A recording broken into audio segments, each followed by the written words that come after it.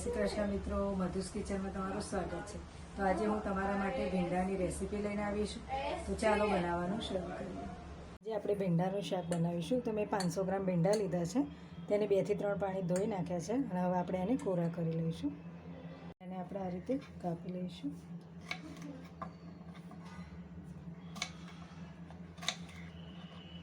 આ રીતે આપણે બધા કાપી લઈશું।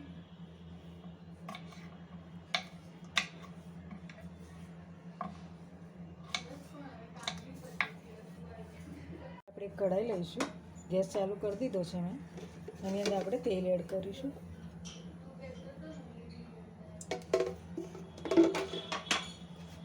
હવે આપણે જે ભીંડા સમાઈ રાખ્યા છે અંદર એડ કરી દઈશું।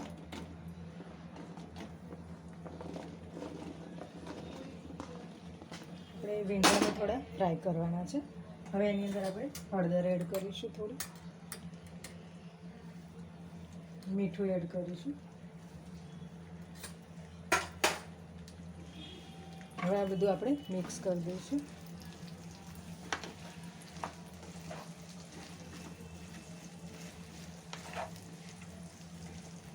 બે થી 3 મિનિટ માટે આપણે એને સરસ ગોલ્ડન થાય ત્યાં સુધી એને થવા દઈશું। 2 મિનિટ આપણે એને ઢાંકી દઈશું। ધીમો ગેસ રાખીશું। આપણે ભીંડા થયા ને થોડું ઉપર કોટિંગ આવે, ક્રિસ્પી જેવા થાય ત્યાં સુધી એને થવા દઈશું। થોડા ફ્રાય થવા દેવાના છે। આપણા ભીંડા થઈ ગયા છે, થોડા સોફ્ટ પણ થઈ ગયા છે અને બ્રાઉન જેવું થોડું ઉપર કોટિંગ પણ આવી ગયું છે। હવે આપણે એને કાઢી લઈશું, ગેસ બંધ કરી દઈશું।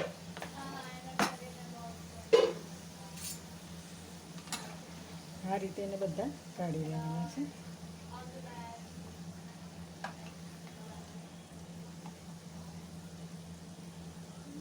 આ રીતે આપણે બધા ભીંડા કાઢી લઈશું। ભીંડા ફ્રાય થઈ ગયા છે, એ જ કઢાઈમાં આપણે વઘારી લઈશું ભીંડાની। અત્યારે આની અંદર તેલ છે એમ જ આપણે બનાવીશું।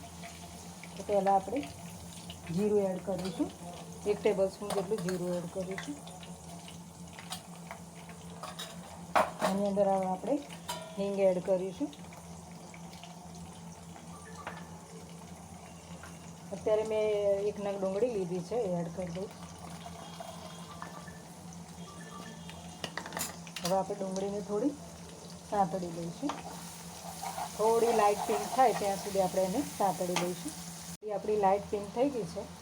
હવે મેં આ ટામેટાં લીધા છે 2, એને ચોપરમાં ચોપ કરી લીધા છે ઝીણા ઝીણા।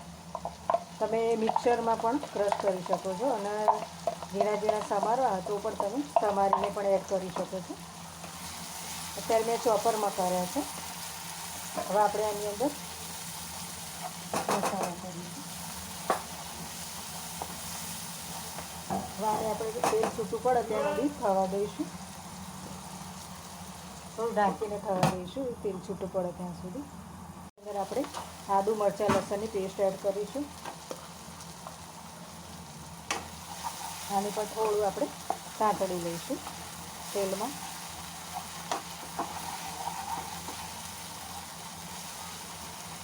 હવે એની અંદર આપણે મસાલા કરીશું।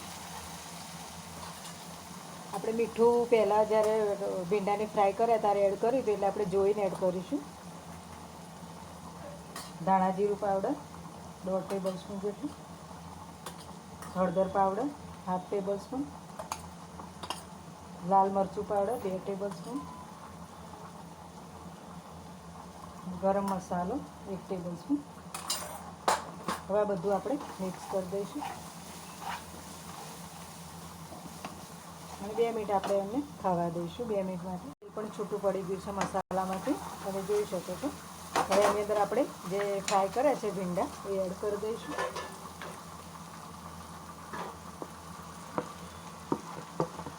ભીંડાને ફ્રાય કરેલા છે એટલે આપણે એને બહુ ચડવા દેવાના નહીં। 2-3 મિનિટ માટે એને થવા દઈશું। ગેસ આપણે થોડો ધીમો રાખીશું।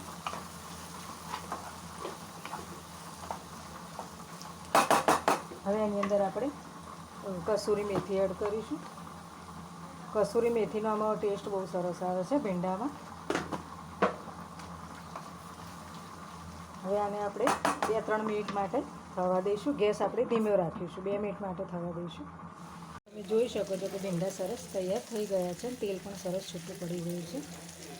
હવે આપણે એની અંદર લીલા ધાણા એડ કરીશું.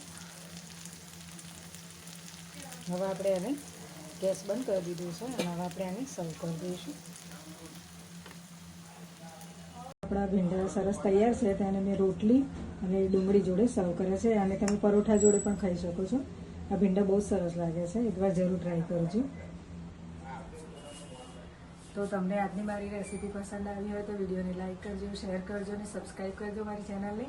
હવે આપણે એક નવા વિડીયો અને નવી રેસીપી સાથે મળીશું. ત્યાં સુધી આવજો.